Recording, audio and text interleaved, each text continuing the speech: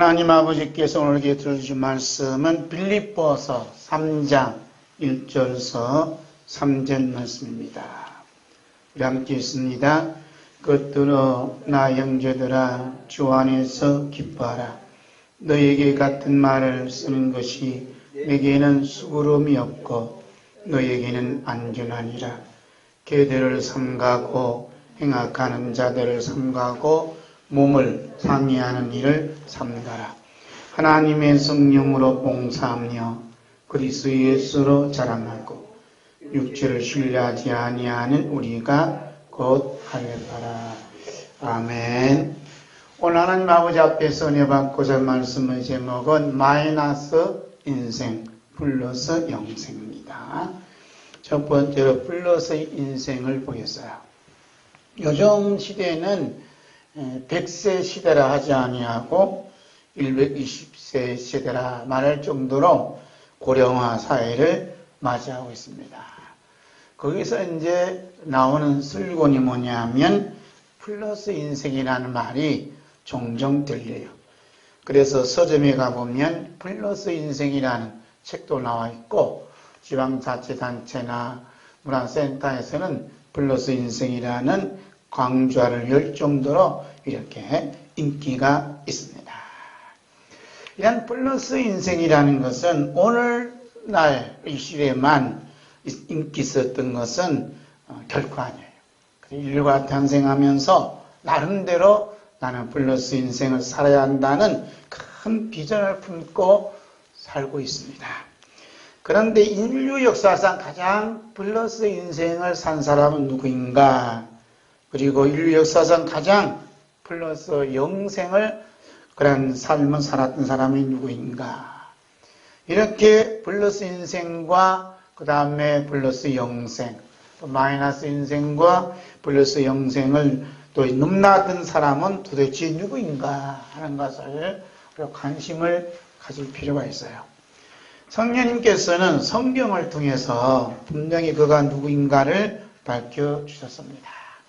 그분은 신약 성경을 반 정도로 기록할 정도로 아주 탁월한 바울 사도입니다.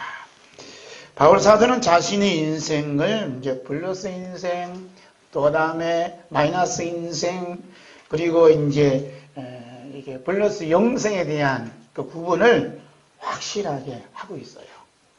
먼저 플러스 인생의 바울 사도 플러스 인생이 어떻게 펼쳐진가 하는 것을 보겠습니다.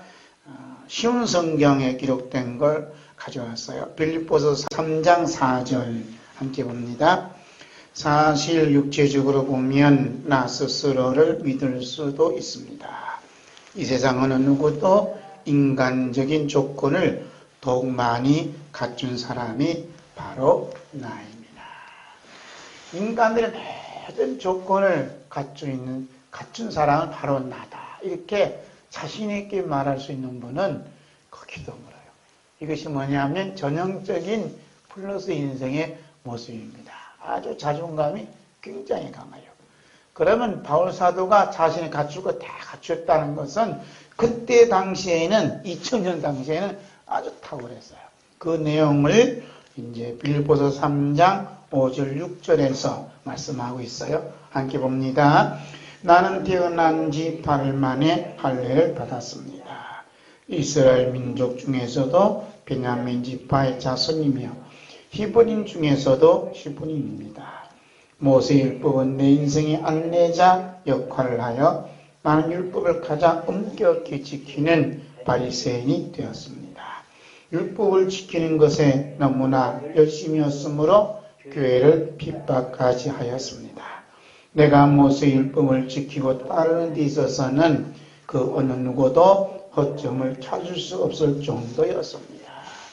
이렇게 누구도 허점을 찾을 수 없을 정도로 탁월한 불러서 인생을 산 그런 자임을 이렇게 성경에 기록할 정도로 대단한 분입니다.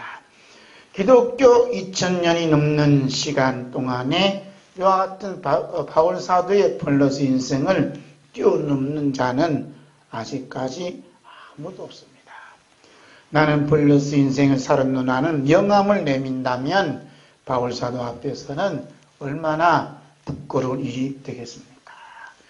특히 이제 교회 안에서 이렇게 보면 연말이 되니까 이제 장로, 집사, 권사, 헌택 및 장로, 권사, 임지 예식을 하는 교회가 몇 개 이제 있어요. 천장 나타나고 노예 안에서 어떤 공로 목사 추대 및 목사 은퇴 예식을 할 때에 이제 예식을 해요. 가만히 보면 각자의 명함을 내미는데 그 명함에 블러스 인생의 삶을 내용이 담겨져 있는 것을 이렇게 내밀어요. 여러분은 어떻게 생각할지 모르지만 우리 하나님께는 어떻게 생각하실까 하는 걸 우리가 생각을 해야 돼요. 예배는 하나님께 향한 예배지 블러스 인생에 담긴 명함을 내미는 건 예배가 아닙니다. 여러분, 우리가 이런 블러스 인생의 내용을 담고 하나님께 예배 드리는 것이 예배를 받으신 우리 하나님 아버지께서 무엇라고 말씀하실까? 성령님께서 이미 이사야 선지자를 통해서 밝혀주셨어요.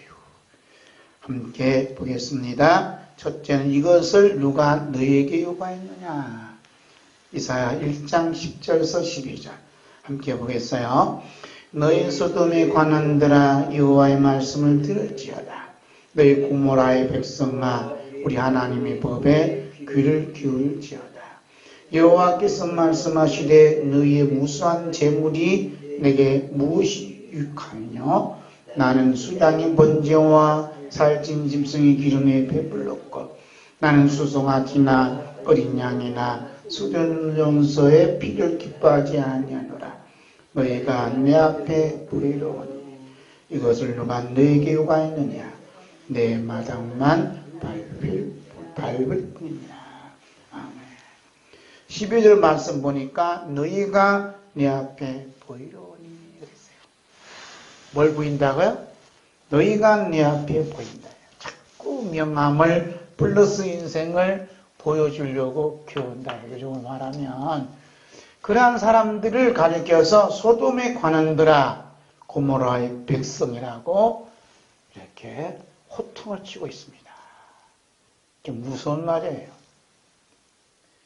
두 번째는 그 이사야 1장 13절 14절에서는 내가 견디지 못하겠노라 그랬어요. 함께 볼까요? 어떤 재물을 다시 가져오지 말라. 분양은 내가 가지게 여기는 바요. 월삭과 안식일과 대회를 모이는 것도 그러하니 성회와 아울러 악을 행하는 것 내가 견디지 못하겠노라. 내 마음이 너희의 월삭과 정한 절기를 싫어하나니 하나니 그것이 내게 무거운 짐이라. 내가 지기에 곤비하였느니라. 사람들이 여호와의 말씀을 듣지 않고 하나님 말씀에 귀를 기울이지 아니하면서 자기 뭔가 자꾸 드러내요. 그런 걸 우리 하나님께서는 견디지 못하겠다 이렇게 말씀해요. 그 다음은 세 번째로 너희 손에 피가 가득하다. 1장 15절의 말씀 함께 볼까요? 너희가 손을 펼 때에 내가 내 눈을 너희에게서 가리고 너희가 많이 기도할지라도 내가 듣지 아니하리니 이는 너희 손에 피가 가득합니다. 아멘. 나는 이게 피가 가득하다 해서 무슨 살인죄인 줄 알았어요. 피가 가득하다니 이 피 속에는 자기의 공로가 다 담겨져 있어요. 내가 얼마나 땀을 흘리고 피 흘리면서 너를 키웠는데, 그러죠? 키웠는데 왜 나를 이렇게 배신하냐 이거야. 왜 나를 전화 한 통화도 없냐 이거지 이제. 왜냐하면 자기들 손에 피가 가득하다. 우리는 예수님 앞에 하나님 앞에 나아갈 때는 예수 피로 가는 거예요. 내 피로 가는 게 아니에요. 무슨 교회 이렇게 행사를 하고 보면 예수님 피로 우리가 구원받고 구속받고 깨끗함 받아서 이렇게 우리가 교회에서 그리스도 한 몸이 되었습니다. 이런 분은 한 분도 없어요. 아이고 박장로님 그동안 이 교회 개척하고 갈 때 얼마나 피와 땀을 흘리셨습니까? 누굴 지금 자꾸 드러내보여? 너희 피가 손에 가득하다 이거요. 예? 내가 이 교회 40년 전에 이렇게 부임했는데 그때 우리 장로님이 젊은 청년인데 제가 세례를 주고 또 이렇게 해서 장로님이 되고 이제 이렇게 됐습니다. 하고 하면 누구 피 자랑하는 거요? 자기 피가 손이 가득하나요? 이 피가 가득함을 보고 하나님이 몹시 웃겼네. 몹시 힘들다. 누가 너희에게 끝을 가야 되냐라고 성령님께서 책망하고 있어요. 두 번째 얘기하기 전에 중요한 얘기 써놨네요. 벌러스 인생은 나의 피와 땀이 가득함을 말합니다. 이것이 불과 유황의 불못에 던져지는 죄가 됩니다. 왜냐하면 예수님 피와 땀이 없기 때문입니다. 큰 40년, 50년 목회하고 큰 성경놓고 지옥불에 떨어진다면 어떻게 되겠냐요. 그래서 마지막에 누구를 얘기하느냐면 예수님 피의 공로를 얘기하고 마쳐야겠다. 할렐루야. 답사할 때도 제가 이렇게 여러분 앞에 설 수 있는 것은 예수님 피밖에 없습니다. 예수님 피로 제 용서해 주지 아니하시고 예수님 피가 저를 살려주지 않았다면 제가 어떻게 이럴 수 있겠습니까? 하고 예수님 피 자랑을 해야 되는데 십자가 자랑해야 되는데 은근히 자기 플러스 인생을 얘기하고 이건 지옥에 나는 지옥 가겠다는 말이에요. 무슨 말이 답해졌어. 누가 이거 알려줘. 그 소리 하면 당신 지옥 가. 그 소리 하면 큰일 나. 누가 얘기해 주냐고. 우리 예수님 피밖에 이야기할 거 없어요. 할렐루야. 자, 두 번째로 마이너스 인생과 플러스 영생이 겹친 삶을 보겠어요. 바울 사도가 플러스 인생의 대명사로서 모든 인생들의 규범이 되었지만 죽음을 이기시고 부활하신 우리 주 예수 그리스도께서 만나주시는 순간 플러스 인생은 산산조각이 나고 맙니다. 바울 사도에게 있어서 주 예수 그리스도의 만남이 마이너스 인생의 출발이 되었어요. 그런데 오늘날 하나님께서 자신을 만나주심으로 말미암아 마이너스 인생이 플러스 인생으로 거듭났다고 신앙 간증을 함으로써 교회의 부흥을 이루는데 중요한 요인이 되지 않았습니까? 그러나 코로나19 바이러스가 이런 방법으로 붕된 교회를 가을날 나무 잎사귀가 떨어지는 낙엽처럼 우수수 떨어지는 걸 봐요. 그래서 코로나 전하고 코로나 이후에 교인이 70% 떨어진 교회도 있고 50% 떨어진 교회도 있고 그래서 교회 짓다가 이자를 못 내서 매몰로 나온 교회가 수두룩하고 우울증에 걸려서 병원에 힘든 삶을 사는 사람도 있고 지금 난립니다. 근데 우리는 겉에는 악체는 똑같아. 야, 이게 가늘픈 이게 그 나뭇가지가 덜풀이 얼마나 강한가 보는 거예요. 아무리 밟아도 덜풀은 또 지나가면 또 고개를 내밀어. 그러나 큰 나무는 한번 뜯기면 일어날 수가 없어요. 참, 기가 막힌 거예요. 바울 사도는 우리 주 예수 그리스도를 께서 만나주신 말미암아 그렇게 잘 나갔던 플러스 인생이 하루아침에 마이너스 인생으로 추락을 하고 말았습니다. 바울 사도가 그리스도로 인하여 예수님 때문에 마이너스 인생이 되었지만 오히려 플러스 영생으로 거듭났음을 이렇게 고백하고 있다는 게 이제 놀라운 십자가 자랑이 여기에 담겨져 있습니다. 먼저 바울 사도에게 있어서 마이너스 인생은 어떤 인생인가? 고린도전서 4장 9절에서 11절 우리말 성경을 함께 있습니다. 그러나 내가 생각하기에 하나님께서는 사도인 우리를 죽이기로 작정한 사람들과 같이 맨 끝자락에 두셨으니 우리가 세상과 천사들과 사람들에게 구경거리가 됐습니다. 우리는 그리스도로 인해 끄덕 썩지만 여러분은 그리스도 안에서 지혜롭고 우리는 약하지만 여러분은 강합니다. 여러분은 높고 귀하나 우리는 낮고 천합니다. 바로 이 시간까지도 우리는 굶주리고 목마르고 헐벗고 메맞고 정처없이 떠들고. 아멘. 바울 사도는 예수님 안 만났다고 이런 사람은 안 살아요. 예수님 만나고 나서는 지금까지 굶주리고 목마르고 헐벗고 그러면 괜찮은데 또 메맞고 그까지 참고할 수 있는데 정처 없이 또 돌아왔다. 머리 뚫 곳 없는 예수님의 삶의 자리를 살아갔다 해요. 이런 상황이 곧 우리에게 닥쳐와요. 닥쳐온다고. 제가 계시록 강의하면서 내 눈이 얘기했잖아요. 닥쳐온다고. 예배, 예? 교회 문이 닥치고, 예수님 믿는다고 잡아가고. 이런 일들이 이제 눈에 선하게 보여요. 이제 벌금 낸다 하더라고. 여러분 예배 참석하면 벌금이란 말 안 하고 부가금이라, 뭐라 그러지? 벌칙금 10만 원.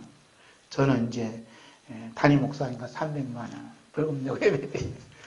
이런 시대가 됐어요, 이런 시대. 자, 그런 시대가 됐어요. 서울에서는 교회에서 이제 성경 찬송가 배치하면 벌금 물어요. 이런 시대에 좀, 여기 뭐 바이러스 못 썼다나? 그러면 도서관 다 문 닫아야지. 서점 다 문 닫아야지. 음식점, 수저인가 누가 안 만든 다 문 닫아야지. 이런 시대에 살아가고 있어요. 그래도 끔찍 안 합니다. 끔찍 안 해. 자, 바울 사도에게서 블러스 영생 어땠나? 고린도전서 4장 12절에서 15절 봅니다. 수고하며 우리 손으로 일합니다. 우리는 욕을 먹으면 오히려 축복해주고 핍박을 당하면 참고 누가 우리를 비웃고 헐뜯으면 선한 말로 대답합니다. 지금까지 우리는 세상의 쓰레기처럼 만물의 찌끼처럼 됐습니다. 내가 이렇게 쓰는 것은 여러분을 부끄럽게 하는 것이 아니라 내 사랑하는 자녀들에게 훈계하려는 것입니다. 그리스도 안에서 그 여러분에게 1만 명의 선생이 있더라도 정작 아버지는 많지 않습니다. 나는 그리스도 예수 안에서 복음으로 여러분을 낳았습니다. 아멘. 바울 사도에게 있어서 블러스 인생이라는 것은 수고하며 우리 손으로 일했다. 그 자비량 목회를 했다. 그래요. 그리고 우리는 욕을 먹으면 오히려 축복을 해줬다. 욕을 먹으면 축복해주는 사람이 플러스 영생의 삶이라 이 말이에요. 할렐루야. 핍박을 당하면 참았다. 예수님 십자가 생각하며 이게 플러스 영생의 삶이래. 누가 우리를 비웃고 헛뜯으면 선한 말로 좋은 말로 대답했다. 이게 플러스 영생의 삶이 여기에 담겨져 있습니다. 바울 사도는 풍성한 플러스 영생으로 살고 있기에 마이너스 인생의 삶이 무겁고 힘들어서 쓰러지고 넘어지기보다는 오히려 예수 그리스도 안에서 복음으로 새 생명을 탄생시키는 영적인 부모의 역할을 감당하게끔 했다는 거예요. 우리 주 예수님께서 영적인 부모의 역할을 감당함에 대한 비유의 말씀을 들려줬어요. 아주 쉽게. 그 말씀 요한복음 16장 21절 함께 봅니다. 여자가 해산하게 되면 그때가 이르렀으므로 근심하나 아기를 낳으면 세상에 사람 난 기쁨으로 말미암아 그 고통을 다시 기억하지 아니하느니라. 예수님이 우리가 잘 아는 이게 아기, 엄마, 산모의 이야기를 이렇게 이야기하는 것은 단순한 육신적인 이야기한 게 아니라 영적인 부모의 역할이 어떤 것인가 이렇게 우회적으로 아니면 직접적으로 말씀하셨어요. 여기서 여자가 해산하게 되면 그때가 이르렀으므로 근심하나. 이러한 삶이 바울 사도의 경우에 비춰보면 마이너스 인생의 삶을 사는 것이다. 이렇게 보고 있어요. 해산의 고통. 그러면 다시 한번 마이너스 인생 살았던 바울사도의 모습, 고린도전서 4장 9절부터 11절 다시 한번 읽을까요? 함께 있습니다. 그러나 내가 생각하기에 하나님께서는 사도인 우리를 죽이기로 작정한 사람들 같이 맨 끝자락에 두셨으니 우리가 세상과 천사들과 사람들에게 구령거리가 되었습니다. 우리는 그리스도로 인하여 어리석지만 여러분은 그리스도 안에서 지혜롭고 우리는 약하지만 여러분은 강합니다. 여러분은 높고 귀하나 우리는 낮고 천합니다. 바로 이 시간까지도 우리는 굶주리고 목마름을 벗고 매맞고 정신없이 떠들고. 만약에 바울사도가 가만히 있었으면 이런 일이 일어났어요? 아니죠. 이 모든 일이 일어난 것은 생명의 말씀, 영원한 말씀을 전한 그 결과로 이런 일을 닥쳤다는 거예요. 할렐루야. 마치 영원한 생명을 가진 그 새 생명을 탄생시키는 산모의 역할, 부모의 역할을 여기서 이야기하고 있는 겁니다. 여자가 해산하게 되면 그때가 이렇으므로 근심하는 것은 이 세상의 무거운 짐 때문에 근심하는 것이 아니라 여자 안에 있는, 어머니 안에 있는 천하를 죽어도 살 수 없는 귀한 생명을 해산하기 때문에 근심하게 되고 이 큰 고통을 겪는다는 거예요. 할렐루야. 그 내가 어렵고 힘들면 주님께서 영원한 새 생명을 태어나기 위해서 나로 하여금 산고의 고통을 겪게 하시는구나 하고 받아들인다면 은혜가 넘쳐나겠지요. 우리 예수님께서 본인을 가리켜서 말씀하시기를 이런 말씀을 해요. 요한복음 14장 6절입니다. 예수께서 이르시되 내가 곧 길이요 진리요 생명이니 나로 말미암지 않고는 아버지께로 올 자가 없느니라. 예수님은 내가 길이다, 진리다, 생명이다 그랬어. 그렇죠? 예수님께서 우리 안에 생명으로 계실 때에 생명을 품고 있는 자들에게는 어떤 사건이 난다라고 미리 말씀했어요. 그래서 우리 예수님 뭐라고요? 예수님은, 우리가 믿는 예수님은 뭐라고 했었어요? 예수님은 길이다, 그리고 진리다, 그리고 생명이다 그래요. 그러면서 어디로 가느냐? 하나님 아버지께 간다 그랬어요.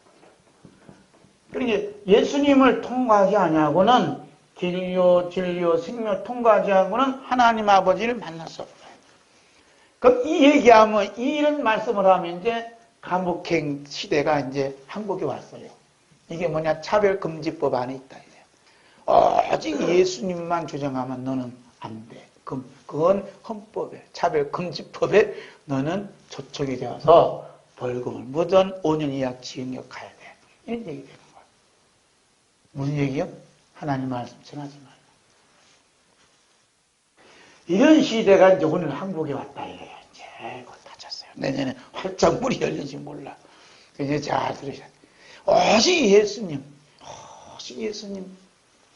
통해서만 하나님 아버지께, 또 하나님 아버지께 나아갈 수 있는 줄로 믿습니다.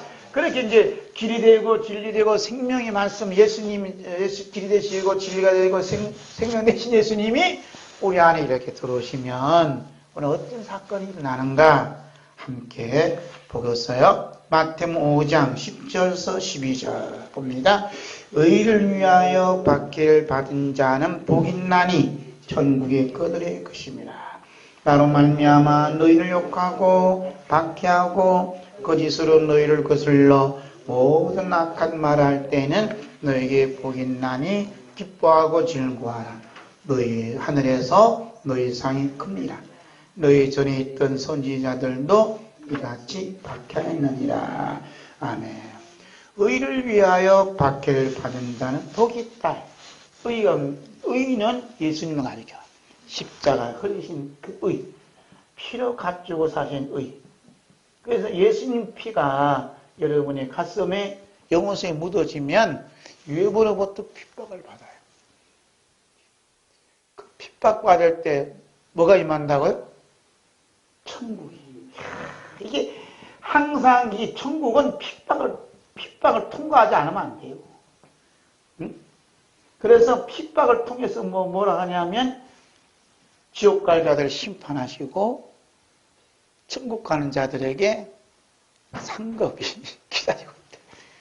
핍박을 통하지 않으면 안 돼요. 그래서 핍박을 가리켜서 뭐라 하느냐? 십자가라 이렇게 얘기하는 거예요. 할렐루야. 십자가 지는 교회가 돼. 십자가. 우리 십자가 지어야 된다. 그래서 거짓으로 나로 말미암아 그러죠. 너희를 욕하고 그 다음에 박해하고 거짓으로 너희를 거슬러 모든 악한 말을 할 때에는 복이 있다잖아. 그죠? 누구로 말미암아? 예수님으로 말미암아. 이런 시대가 이제 지금 왔다니까. 이 예수님 하신 말씀을 그대로 이루어지기 위해서 차별금지법을 지금 하나님 허락하는 거예요. 그래서 차별금지법을 제정하지 말라라고 우리는 데모하고 있는 거지. 그래 안 그래요? 지금 미국이나 영국 서구로파는 차별금지법 10년 전에 거행함으로써 교회가 다 쑥대밭 됐대요. 전 안 가봤지만 그 엄청난 교회가 다 문을 닫아요. 이것 때문에. 그러나 예수님으로 인하여 핍박받는 시대가 왔다 이거예요. 지금. 매번 악한 말을 듣잖아요. 심지어 이단자란 말 듣죠. 이단자. 우리 중광 목사님 이단자란 말 듣잖아요. 매번 악한 말 그래. 그런데 뭐 하라고요? 이렇게 예수님으로 인해서 이러한 일이 벌어지면 뭐 하라고요? 슬퍼하라, 애통하라, 기도하라 그랬어요? 뭐 하라 그랬어요? 기뻐하고 즐거워하라. 할렐루야. 기뻐하고 어떻게? 즐거워하라. 왜 슬퍼하고 뒷을 짜고 있느냐 이 말입니다. 왜냐하면 그 속에 예수님이 계시지 않아 그래요. 예수님이 계시면 기뻐하고 즐거워할 수밖에 없어요. 왜냐하면 하늘에 뭐가 있다고? 상이 있다잖아. 상. 그럼 이 상을 가지고 꼭 뭐라고 생각하냐면 꼭 초등학교 때 상 받지 못했던 노트로 생각한다 이 말입니다. 네? 올림픽 나가 금메달 따지 못한 그 상을 생각하는 거예요. 이 상은 다른 게 아니에요. 예수님의 어린 양 신부 되는 거예요. 할렐루야. 요한계시록에 어린 양 혼인잔치에 받는 자는 복이 있다잖아요. 어린 양 혼인잔치에 초청받은 어린 양의 신부처럼 귀한 상이 어디 있어. 할렐루야. 그러니까 이러한 예수님 때문에 핍박받고 고난받고 배고프고 굶주리고 유리방황하는 모든 삶, 이게 뭐냐 하면 마이너스 삶이거든요. 마이너스. 그 마이너스 삶이, 인생의 삶이 어떻게 플러스 영생의 삶이 겹쳐져 있다. 같이 들어간다. 그래서 플러스 영생이 내 안에 탁 임재하면 기뻐하고 즐거워하는 삶을 살아요. 왜냐하면 이것이 어린 양 신부의 단장이다 이 말입니다. 열심히 기도하고 열심히 우리가 말씀대로 살아야 된다. 말씀대로 사는 게 살다 보면 죽어 십자가 맞고 죽는디. 자, 이런 시대가 됐어요. 자, 전구에 납치당하고 예수님의 생명을 품고 있는 자들이 박해를 받고 욕을 먹고 모든 악한 말을 들었다는 얘기는 가만히 있으면 그런 일이 닥쳐요? 대항하고 항거하는 어떤 행동을 취했단 말입니다. 저는 이제 매주 토요일날 이제 차량 블랙 시위로 가요. 4.15 부정선거합니다. 저는 이제 비디오 찍어갖고 이제 영상 만들어서 인터넷 막 날려버린다 이 말이에요. 제가 설교하고 뭐 하는 것은 이렇게 좋아요, 뭐 은혜가 되면 해놓고, 그것은 한 사람도 이렇게 좋아요 수감이 하는 사람 아무도 없어요. 복음만 전하면 이제 꼭 차려 시위쇼 하면 꼭 해결해야 돼요. 이러면 한다, 이 말이에요. 여러분, 박해를 받고, 미움을 받고, 모든 악한 말을 했다는 것은 뭔가 대해서, 그 일에 대해서 나쁘다, 어쩌다, 항거하고 대항을 했기 때문에, 그걸 욕을 묻는 거 아니에요? 그래, 안 그래요? 잘해야 되는데 가만히 있고 착한 일 하면 나한테 욕할 사람 아무도 없어요. 지금 저한테 욕 하지 않잖아요. 왜냐하면 제가 뭐라 안 하니까. 예를 든다면 내가 누군가가 뭐라 하면 그 사람 나한테 욕한다 이 말이죠. 나쁘다 하고 어쩌고 그러면. 가만히 있는 사람은 욕먹을 짓도 없어. 가만히 있는 사람은 욕먹을 짓이 없으니까 뭐가 없어요? 하늘나라가 없고 천국 없고 예수님 신부 될 그 아무것도 없어요. 그러니까 예수님이 신부가 됐어. 우리 정사님이나 또 권사님이나 이제 장로님 예수님 신부가 다 됐어요. 그런 옆에 있던 애가 사람이 뭐라 하면 예수님 저 정장로란 사람은 정치한 사람은 그냥 교회 왔다 갔다만 했는데 뭐 예수님 신부 될 자격이 없는데 뭐 예수님 신부 잘 또 얹혔어요 하고 한단 말이에요. 그런데 예수님 뭐라 하면 너 나 때문에 욕 먹어봤니? 넌 나 때문에 핍박받아봤니? 넌 나 때문에 악한 말 들어봤니? 아닌데요. 그러니까 신부가 될 수 없어. 너 저리 가. 하고 또 전해준다는 말이에요. 그 명분이 있는 거예요. 그 명분이. 할렐루야. 그래서 이 한 가지 않고 어떤 행동이나 말을 취하지 않고 그 일에 대해서 잘 따라주면 박해는커녕 뭘 대주냐? 칭찬과 복지와 그 다음에 표창장이 따라와요. 우리 홀리클럽에 또 방송 듣는 사람이 있는지 모르지만 어느 장로님이 이제 국회의원 뭐 상 받았다고 인터넷에 올렸어. 확 뒤집어져 속이. 그 국회의원이 선거로 이렇게 된 거 아니에요? 영의 안목으로 볼 줄 몰라요. 당신 말이야 국회의원 된 거, 그 부정선거로 되었어. 그걸 왜 그 말 못하냐 이 말이에요. 그렇지 않아요? 지금 미국에서 돌아가는 모든 일도 보면 이게 한 통이 됐다니까. 그래서 지금 세계 역사는 두 어른이 있어. 하나는 예수님, 하나는 마귀가 썩 벌어져요. 그래서 우리 육신적으로 말하면 자유진영이고, 이게 공산진영이다. 그런 거예요. 다 우두머리끼리 싸우고 있어요. 그래서 이 모든 이 나라는 이 지구를 짐승의 나라라고 막 만드는 것이 이제 마귀 전략이라 이 말입니다. 이 내 땅인데. 왜 그러냐? 예수님 재림은 너무 임박했거든요. 누가 아니 마귀가 알아요. 그래서 예수님 재림하는 것을 막기 위해서 인수작을 부리는 거예요. 그런데 예수님이 오실 때는 뭐냐면 시끄럽다 했거든요. 난리 나고 한다잖아요. 그냥 탁 끌려가고 죽고 이런다잖아요. 그럴 때 그 모든 일들이 뭐냐? 예수님이 다시 오시는 그 발자국 소리로 들려야 된다. 발자국 소리. 야, 우리 예수님 오시는 하고 환영해야 된다 이 말이야. 그러니까 가만히 있고 표창장이나 받고 부정선거라고 말도 못하고 있으면 어떻게 되겠냐. 여러분 부정선거는 모든 악의 근원이 돼요. 모든 악의 뿌리가 되는 거예요. 그래서 우리가 선거도 사람이 선거하는 게 아니고 선거위원단이 있어. 그 기계가 선거를 해요. 아무 짝에도 못 써. 그래서 모든 고난, 국민의 주권이 어디냐면 투표에 있거든. 근데 그것을 기계가 하고 앉았으니 모든 인간은 주권을 박살나는 거예요. 그래서 박살이 나기 때문에 국민이 무서운지 몰라요. 두려운지 모르는 거예요. 그래 안 그래요? 지금 다 그런 현상이 나타났다. 그런데도 불구하고 몰라요. 모르더라고. 안타깝죠? 자, 예수님께서 박해를 받는 그 이유, 누가 먼저 박해를 받는가에 대해서 말씀했어요. 요한복음 7장 6절 7절 봅니다. 예수께서 이르시되 내 때는 아직 이르지 아니하였거니와 너희 때는 늘 준비되어 있느니라. 세상이 너희를 미워하지 아니하되 나를 미워하나니 이는 내가 세상의 일을 악하다고 증언합니다. 이거 보면 나 때문에 너희가 욕먹는다잖아요. 이 예수가 내 안에 예수님이 계시는 뭐라 하냐? 이 세상에 대해서 뭐라 한다고? 악하다고 말할 수밖에 없다. 예? 지금 국민의 주권을 박살나는 건 악한 거야! 라고 말할 수밖에. 누가 그러니? 내 안에 계신 예수님이 그렇게 말씀하신다 이 말입니다. 그것도 모르고 표창자 받고 앉았어요. 왜냐하면 그 속에 예수가 없기 때문에 그래. 예수님이 오시는 건 예수님은 나는 길이다 진리다 또 생명이다 나는 세상의 빛이다 그러잖아. 예수님은. 그렇지 않아요? 빛이 오면 빛이 있으면 어둠을 밝히고 어둠을 깨우쳐야 되는 그런 거 아니에요? 왜 세상 일을 악하다고 말 한마디도 못하냐고요. 이번에 지금 저기 사랑 제일 그 난리 났잖아요. 뭐 아세요? 모르죠. 뉴스를 안 하니까.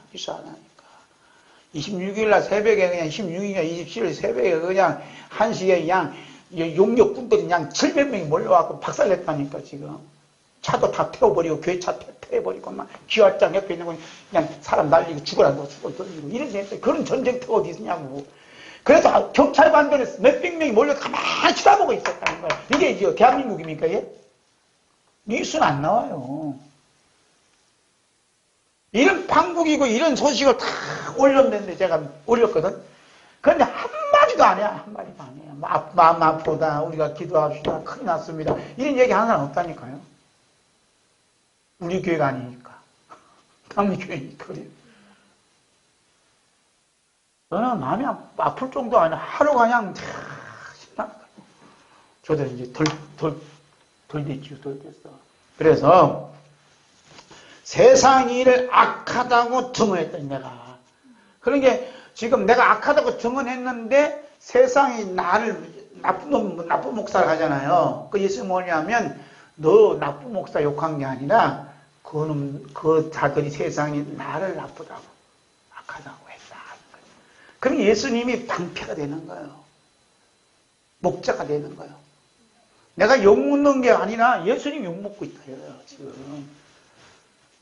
이런 일이 벌어지고 있는 거 세상이 악하다. 근데 요즘에 세상이 악하다 하면요, 잡아가. 교회를 이렇게 쑥대밭으로는 한 데는 지금까지 없었어요. 한 번도 경험하지 못한 세상이 된 거예요.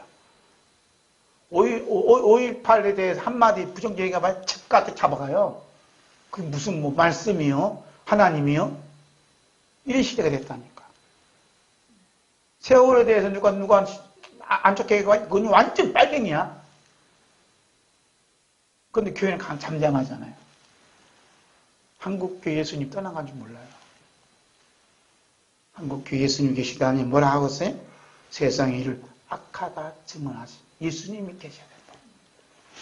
자, 요한복음 15장 18절에서 21절 있습니다. 세상에 너희는 미워하면 너희보다 먼저 나를 미워한 줄 알라. 너희가 세상에 속하였으면 세상이 자기의 것을 사랑할 것이나 너희는 세상에 속한 자가 아니라 도리어 내가 너희를 세상에서 택하였기 때문에 세상이 너희를 미워하느니라. 내가 너에게 종이 주인보다 더 크지 못하다는 말을 기억하라. 사람들이 나를 박해하였은즉 너희도 박해할 것이요 내 말을 지켰은즉 너희 말도 지킬 것이다. 그러나 사람들이 내 이름으로 말미암아 이 모든 일을 너에게 하리니 이는 나를 보내신 이를 알지 못하느니라. 그래서 예수님 때문에 이제는 마이너스 인생이 추락할 때가 됐다니까요. 이 모든 악법이 다 그래요. 교회 이제 성경 배치했다고 나 또 끌고 갈 줄 몰라. 이거 교회 성경 교회 안에 성경 이렇게 당연한 거지. 배치해놨다고 잡아가. 예배 드리지 말라 했는데 불순종에 잡아가고. 이제는요 뭐까지 법을 만들었냐? 이제 여기 용역들이 와갖고 예배 드린다고 파괴를 해. 막 저 비디오도 깨부셔. 그러게 해도 할 말 없게 만들어요. 그건 죄가 아니다. 공무집행한 것이다라고 그건 죄가 아니다라는 법을 만들었어요. 심란한 일이 벌어져요. 왜 그럴까요? 예수님이 지금 문 밖에 와 계셔. 맞이할 준비해야 돼. 맞이할 준비. 왜 인연들 말이야 교회를 박살하냐. 박해를 하고 대신 욕하면 안 돼요. 예수님 이렇게 짓밟고 오십니까? 하고 그냥 환영해야 된다. 환영할 준비를 하셔야 돼요. 아멘. 오늘 세계 정세나 우리나라 정세를 살펴보면 우리 예수님께서 말씀하신 대로 예수님이 재림과 이 세상의 끝이 다가오고 있음을 피부로도 느끼고 있습니다. 그런데 이런 역사적 현실 속에서 예수님께서 하신 말씀처럼 예수님 때문에 박해받고 욕을 먹고 심지어 옥에 갇히고 죽임을 당한 일이 없다면 과연 예수님의 생명이 그 안에 있다고 말할 수 있느냐 이겁니다. 즉 예수님의 생명은 지금 살아가고 있다고 말할 수 있겠느냐 이거예요. 만약에 박해와 욕먹는 일도 전혀 없이 평안하다, 안전하다, 우리 교회만 잘 드리면 되지, 그냥 정부 시책에 잘 따르면 돼, 그게 제일 편한 거요. 목사님 꼭 예배 드려갖고 그냥 이렇게 불상사를 해야 되겠어? 하고 이제 얘기하는 분도 있어요. 평안하다, 안전하다, 정부 시책에 잘 따르면 뭐 시비 날 게 뭐 있냐 이거야. 혹시 코로나 걸려갖고 그게 폐쇄되면 어떻게 되냐 이거야. 폐쇄되는 게 문제가 아니라 지옥 가는 게 더 문제야. 더 무서운 거라 이거야. 그런 걸 모른다. 이렇게 세상에 속한 자라도 살아간다 이거지. 그러면 이런 자들은 뭐가 없어요? 천국이 없다. 이런 사람들은 다시 오시는 예수님의 영접을 받지 못하고 무서운 심판을 받게 됩니다. 형제들아, 때와 시기에 관하에 있는 너에게 쓸 것이 없으면 주의 날이 밤에 도둑같이 이를 줄을 너희 자신이 자세히 알기 때문이다. 그들이 평안하다, 안전하다 할 그때에 임신한 여자에게 해산의 고통이 이른 것 같이 멸망이 갑자기 그들이 이르니 결코 피하지 못합니다. 멸망이 갑자기 일어나잖아. 이게 멸망이 뭔지 아세요? 어느 누구에게는 멸망이야, 멸망. 평안하다, 안전하다, 이 세상이 얼마나 좋은데 우리가 가만히 어렵다고 정부에서 생활지원금도 주고 또 3차로 준다는데 받아가세요 하고 저한테도 문자가 왔어요. 받아가세요. 신청하라고. 얼마나 좋은 세상이냐 이거야. 그런데 이 멸망이 갑자기 온다는 거야. 갑자기. 생각지 못한 멸망이 온다. 이 멸망이 뭐죠? 이 예수님 재림이다. 예수님 재림이에요. 예수님이 재림 어떤 에게는 멸망이지만 어떤 에게는 구원이 된다 이 말이에요. 할렐루야. 구원이 이런 사람 어떤 사람이냐? 예수님 때문에 이렇게 그냥 십자가 이 고통 고난을 당한 사람다 이 말이야. 이 사람들은 예수님 오셔서 예수님 영접을 받아서 영접받는 사람이고, 예수님이 영접받지 못한 게 뭐냐면 멸망. 갑자기 이러는데 갑자기. 그래서 예수님 그러잖아요. 한 사람은 데려감을 당하고 한 사람은 버려줌을 당하는 게 뭐냐? 멸망이에요. 지금 평안하다, 안전한 게 아니에요. 정부 시책을 잘 따라야지. 마스크 잘 쓰고 다녀야지. 왜 그 마스크 벗고 다니냐고. 그렇다고 그죠?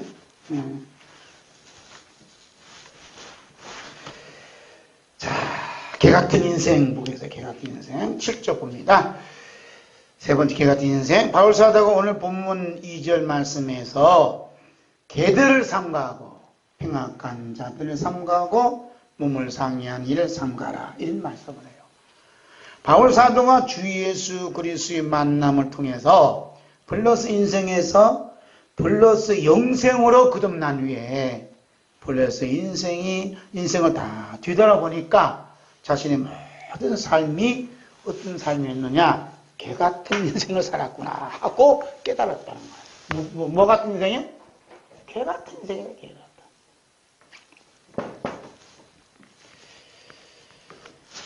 바울 사도가 개들을 삼가하고 행악한 자들을 삼가하고 몸을 상해하는 것을 삼가라는 것은 예수님께서 자신을 만나기 전에, 부르심을 받기 전에 자신의 삶을 말해주는 거예요. 나는 개 같은 삶을 살았다. 나는 행악하는 삶을 살았다.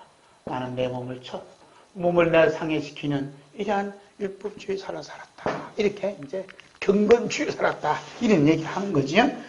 바울 사도가 개들을 삼가고 행악한 자들 삼가고 몸을 상해하는 이를 삼가라고 말씀한 개들, 행악하는 자들, 몸을 상하는 이는 누구 표현하면 잘 그렇게 살았다.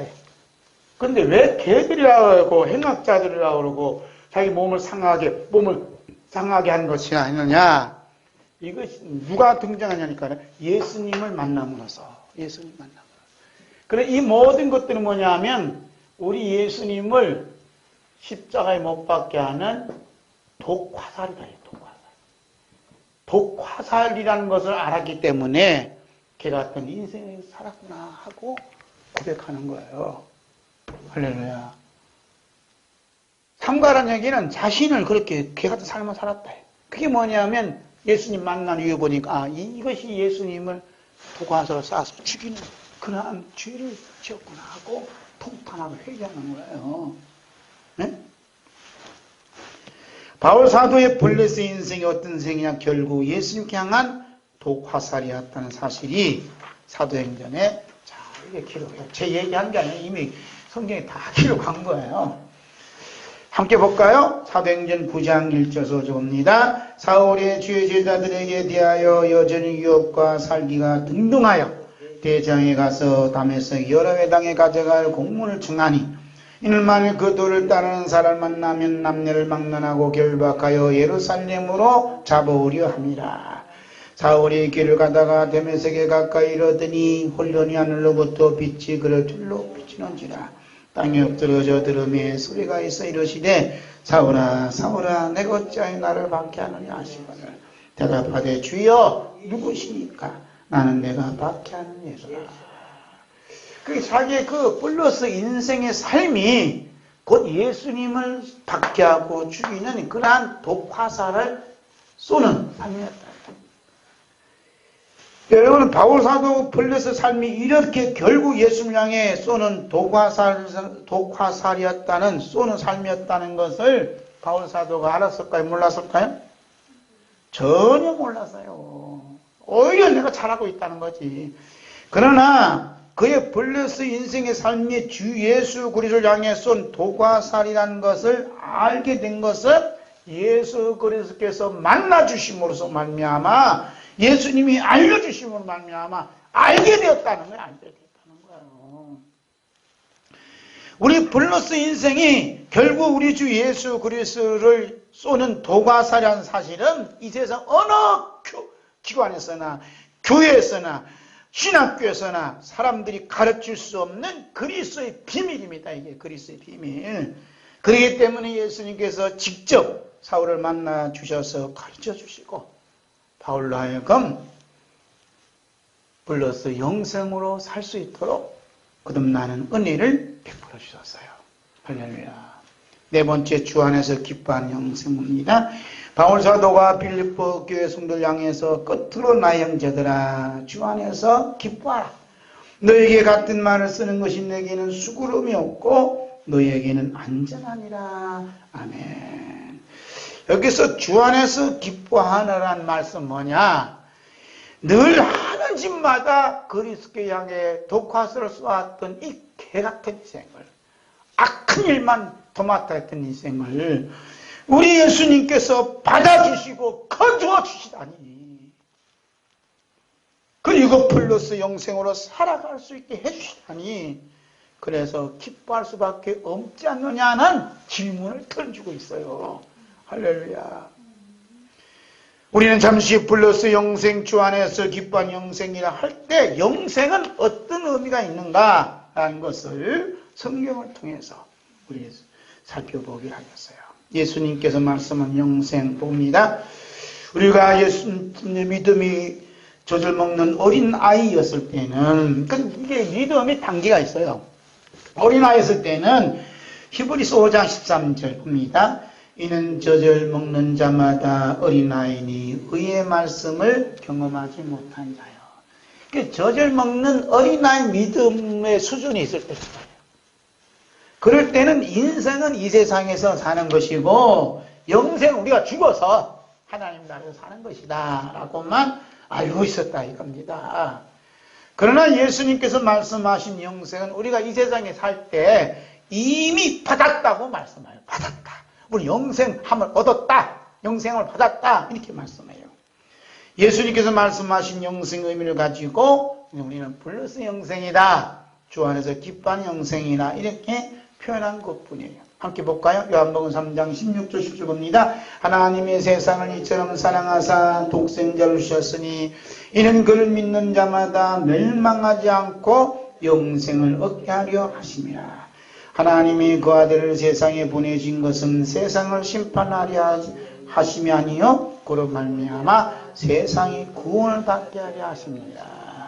그 예수님을 믿는 사람마다 뭘 얻는다고요? 영생하면은 우리 영생에 대해서 관심이 없잖아요. 세상에 축복에 대해서 관심 많아도 영생에 대해서 관심이 없는 거예요. 예수 믿으면 영생함을 받는 것이지 축복받는 게 아닙니다. 축복은 다른 종교에서 많이 받아요. 특별히 김일성 종교 가면 더 많이 받아요. 김일성 종교 믿고 지금 축복받아서 떵떵거리는 사람들이 이 땅에 대한민국에 얼마나 많다고. 여러분, 김일성 종교 믿으면 축복을 받을지 몰라도 영생 못 받습니다. 예수 믿으면 축복을 못 받을지 몰라도 영생함을 받습니다. 여러분, 축복이 좋아요? 영생이 좋아요? 둘 다 받으시려고요? 어림없는 소리요. 자, 요한복음 6장 40절 복음입니다. 내 아버지 뜻은 아들 보고 믿는 자마다 영생을 얻는 것이니 마지막 날에 내가 이를 다시 살리라 하시니라. 하나님의 뜻은 뭐라고요? 아버지 뜻은 아들을 보고 믿는 자마다 영생을 얻는 거다. 이게 하나님의 뜻이라니까요. 그리고 이제 영생에 대해서 예수님께서 요한복음 6장 54절에서 57절 확실하게 말씀해. 함께 봅니다. 내 쌀을 먹고 내 피를 마시는 자는 영생을 가졌고 마지막 날에 내가 그를 다시 살리시니 내 쌀은 참된 양식이요 내 피는 참된 음료로다. 내 쌀을 먹고 내 피를 마시는 자는 내 안에 거하고 나도 그 안에 거하나니 살아계신 아버지께서 나를 보내심에 내가 아버지로 말미암아 사는 것 같이 나를 먹는 그 사람도 나로 말미암아 살리라. 아멘. 예수님이 영생을 가졌다. 내 살을 먹고 내 피를 마는 자들에게 영생을 가졌다. 영생을. 이건 현재 완료예요. 이미 영생 받았으니 영생. 그래서 영생함을 받은 사람은 삶이 불러서 영생을 삶아 산다. 할렐루야. 예수님의 살을 먹고 예수님의 피를 말씀으로 영생을 가진 자는 불러서 영생으로 산다. 불러서 영생으로 사는 자는 벽속 깊은 곳까지 뭐냐면 나는 주 예수 그리스도로 말미암아 산다. 같이 시작. 나는 주 예수 그리스도로 말미암아 살고 있다. 산다. 당신은 어떻게 살아요? 나는 예수 그리스도의 흘리신 피의 용서로 살고 있습니다. 당신이 어떻게 살아요? 나는 예수님이 찢겨진 살이 붙여준 살로 말미암아 그 찢겨진 사랑으로 저는 살고 있습니다.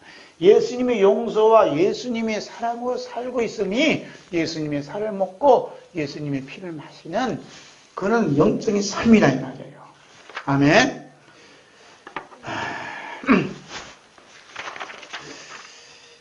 우리 주 예수 그리스도께서 십자가를 흘리신 피와 피의 용서와 죽음을 이기시고 찾아와 만나주신 살의 사랑으로 살고 있으며 믿어지는 믿음으로 살아가는 사람이 주 안에서 기뻐하는 영생하는 자고 불러서 영생 삶을 사는 거예요. 그래서 불러서 영생, 주 안에서 기뻐하는 영생은 로마의 모진 영적인 정치적인 핍박과 극우 세력의 유대인들이 핍박 속에서도 항상 기뻐하고 범사에 감사하고 쉬지 않고 기도하는 삶을 살았어요. 두 번째, 사도 바울이 말씀하고 있는 영생이 뭔가? 예수님께서 말씀하는 영생은 내 살을 먹고 내 피를 마시는 자는 영생을 가졌다. 마지막 날에 내가 그를 다시 살리라는 말씀처럼 예수님의 살과 예수님의 피가 엮어져 있어요. 영생은. 그런데 바울 사도가 말씀하고 있는 영생은 어디와 엮어져 있는가? 우리 함께 볼까요? 사도행전 13장 44절에서 52절입니다. 그 다음 안식일에는 온 시민이 거의 다 하나님의 말씀을 듣고자 모이니 유대인들이 그 무리를 보고 시기가 가득하여 바울이 말한 것을 반박하고 비박하거늘 바울과 바나바가 담대히 말하 이르되 하나님의 말씀을 마땅히 먼저 너에게 전할 것이로되 너희가 그것을 버리고 영생을 얻기에 합당하지 않는 자로 자처하기로 우리가 이방인에게로 향하노라. 주께서 이같이 너 우리에게 명하시되 내가 너를 이방의 빛으로 삼아 너로 땅 끝까지 구원하게 하리라 하셨느냐 하시니 이방인을 듣고 기뻐하여 하나님의 말씀을 찬송하며 영생을 주시기로 작정된 자는 다 믿더라. 주의 말씀이 그 지방에 두루 퍼지니라. 이에 유대인들이 경건한 귀분들과 그 신의 유력자들을 선동하여 바울과 바나바를 박해하게 하여 그 지역에서 쫓아내니 두 사람이 그들 향하여 발에 티끌을 떨어버리고 이고니온으로 가거늘 제자들의 기쁨과 성령의 충만하니라. 아멘. 바울 사도는 하나님 말씀을 영생하고 엮어지게 했어요. 그죠? 46절은 바울과 바나바가 담대히 말하 이르되 하나님 말씀을 마땅히 먼저 너에게 전할 것이로되 너희가 그것을 버리고 뭘 버려? 하나님의 말씀을 버리고 영생을 얻기에 합당하지 않는 자로 자처하리라. 이게 이제 하나님 말씀하고 영생하고는 떨어질래야 떨어질 수 없어요. 하나님 말씀이잖아요. 그죠? 하나님 말씀을 유대인들이 안 받아. 그러니까 너희들은 영생을 싫어하는구나 하고 나는 이방인으로 간다고 하는 거예요. 그런데 바울 사도가 뭐라 하냐면 영생을 주시기로 작정된 자는 어떻게 한다고요? 하나님 말씀을 믿더라는 거예요. 이게 이제 분별력이 되는 거예요. 제 말씀 아니에요. 48절 볼까요? 이방인들이 듣고 기뻐하여 하나님 말씀을 찬송하며 영생을 주시기로 작정된 자는 다 믿더라. 아멘. 그러니까 이 하나님 말씀, 그 다음에 믿음, 이게 영생은 같이 가는 거예요. 같이.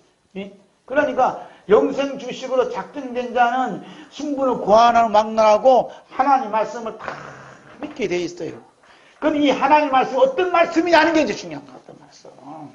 하나님 말씀은 두 축이 흘러요. 하나는 인간 잘되게, 인간 중심이, 인간을 기쁘게 하는 말씀을 흘러가. 하나는 예수 그리스도의 십자가의 말씀, 부활의 말씀으로 흘러가요. 여러분 어떤 말씀 쫓아갈래요? 지금 바울 사도가 전한 게 하나님 말씀은 왜 유대인들이 자꾸 버리느냐? 십자가와 예수님이 십자가의 죽음과 부활을 증거하거든요. 그러니까 유대인들이 싫어하는 거예요. 도망가요. 그래서 저분들은 하나님이 영생 주시기로 작정 안 하셨구나 하고 끝내버려요. 그런데 이방인들이 이 말씀을 되게 기뻐했다. 예수님이 십자가의 복음을 듣고 말씀을 듣는 사람이 기뻐하는 사람은 누구냐? 저분은 영생 주시기로 주님 작정하셨군요. 주님 감사합니다. 박수인다 이 말입니다. 할렐루야. 사도 바울이 말씀하고 있는 그 영생은 하나님 말씀과 엮어져 있습니다. 그런데 여기서 말씀은 하나님 말씀은 사람들을 기쁘시게 좋아하게 하는 인간 중심의 말씀이 아니라 오직 주 예수의 십자가와 부활을 중심으로 이루어지는 하나님의 말씀입니다. 그래서 하나님의 말씀 가만히 들어봐갖고 십자가와 부활의 말씀이 들어있나? 아니면 자꾸 세상하고 그냥 인간 기쁘게 하고 어떻게 보면 인간학을 갖고 얘기하나? 잘 들어야 된다니까. 다른 복음을 전하면 어떻게? 저주를 받는다잖아. 천사를 할지라도.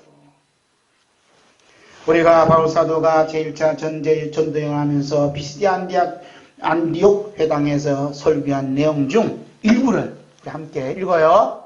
자, 사도행전 13장 27절에서 31절 봅니다. 예루살렘에 사는 자들과 그들 관리들이 예수와 및 안식일마다 외우는 바 선지자들의 말을 알지 못하므로 예수를 정죄하여 선지자의 말을 응하게 하였더라.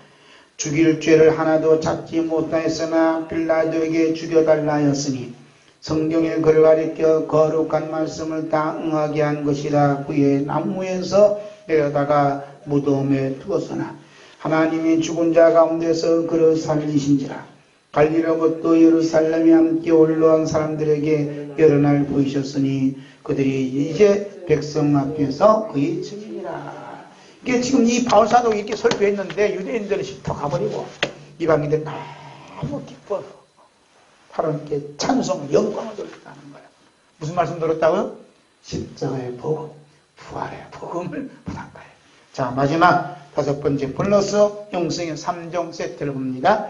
바울 사도는 빌립보 교회와 성도들에게 편지를 마치면서 다음과 같은 말씀으로 당부하고 있어요. 빌립보서 4장 4절에서 7절 봅니다. 주 안에서 항상 기뻐하라. 내가 다시 말하는 기뻐하라.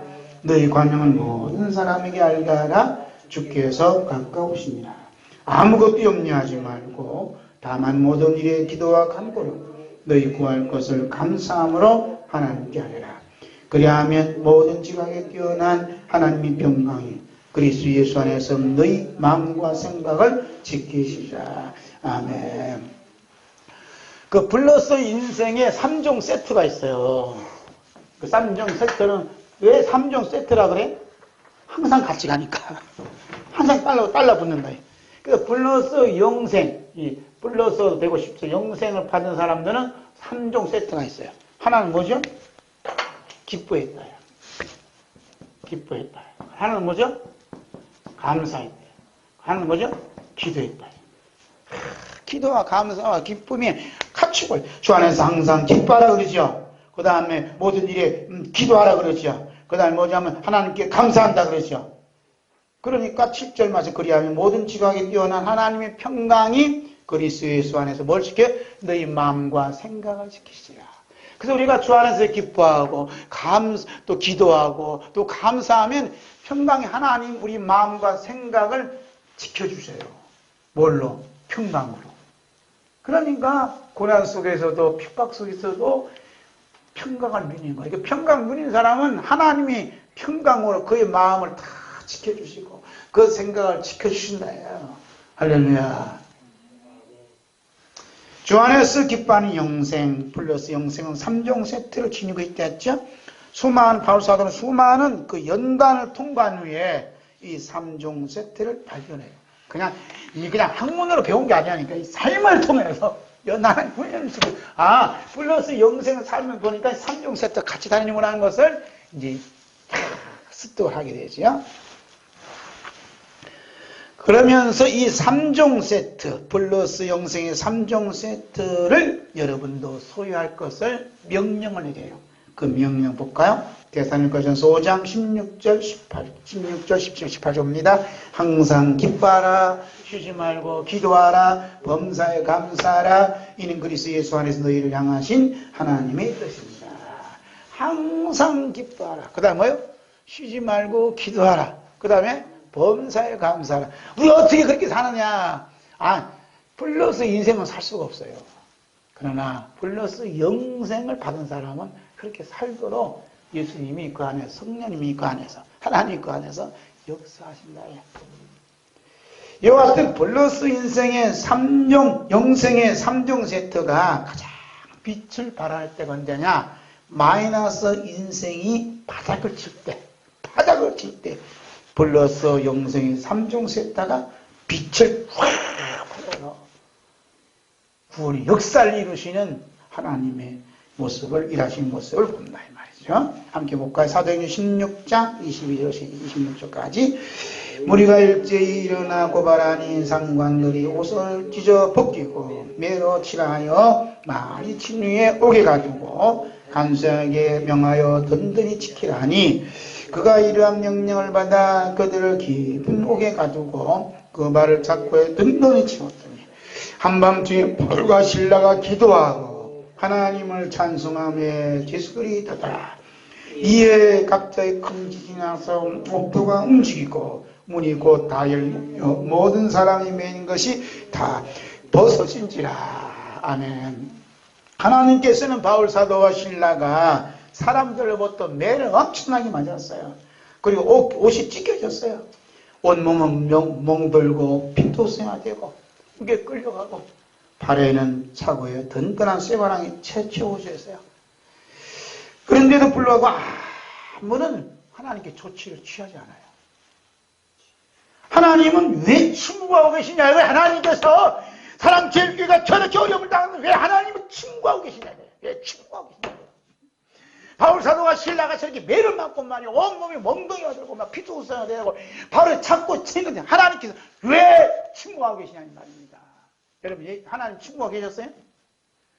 하나님은 플러스 인생이 전혀 상상할 수 없는 그 일을 플러스 영생받은 바울 사도를 통해서 이미 시작했어요. 그 일이 뭘까요? 그 일이 뭐예요? 하나님을 찬송했다는 거예요. 기뻐했다는 거예요. 감사했다는 거예요. 누가 그 일을 시켜요? 하나님이 하시는 거예요. 하나님이. 그래서 바울 사도는 뭐라고 하냐면 이런 말씀을 해요. 비록 몸은 로마 옥중 가졌지만 벌러스 영생으로서 하나님께서 일하시는 것, 하나님께 일하시는 것을 뭐냐? 하나님의 성령으로 일하시는 것을 봤어요. 그래서 바울 사도는 뭐냐면 봉사를 하더라도 하나님의 봉사, 성령으로 봉사하라는 거죠. 가만히 보면 데살로니가 교회든 빌립보 교회든 교회가 지금 로마란 그 정치적 압박, 그 후에 유대인 세력에서 핍박을 당하는데 보니까 봉사를 열심히 하는 거예요. 자기 죽는지 모르고 보니까 하나님의 성령으로 봉사하고 하나님의 성령으로 섬기고 하나님의 성령으로 예수님을 자랑하고 하나님의 성령으로 자기의 유익을 굳이 않고 하나님의 성령으로 자기 육체를 신뢰하지 않다. 그래서 하나님의 성령으로 일하시는 것을 봤어요. 하나님은 침묵하지 않습니다. 절대로. 하나님은 성령으로 플러스 영생함을 받은 자의 속에 들어오셔서 그 안에서 일을 하신다. 할렐루야. 바울과 실라가 로마 옥조 어떻게 있어요? 옥토의 문이 열리게 해서 참 놀라게해서 그 간소장을 회개시켜 하나님의 자녀 삼는 그 일을 하고 있잖아요. 하나님께서는 그 영혼을 구원하시는 일을 하지. 이 교회를 핍박하고 못살게 하는 그 원수들을 깨부수는 일은 예수님이 재림하셔서 하시고, 지금은 뭐냐? 불러서 영생함을 받은 자 속에 들어와서 항상 기뻐하게 하시고, 그 다음에 쉬지 않고 기도하게 하시고, 범사에 감사하게 하셔서 하나님이 뜻을 이루므로 말미암아 다시 오시는 우리 주 예수 그리스도의 영접받아 어린 양의 신부가 되기를 하나님은 원하시고 있기 때문입니다. 아멘.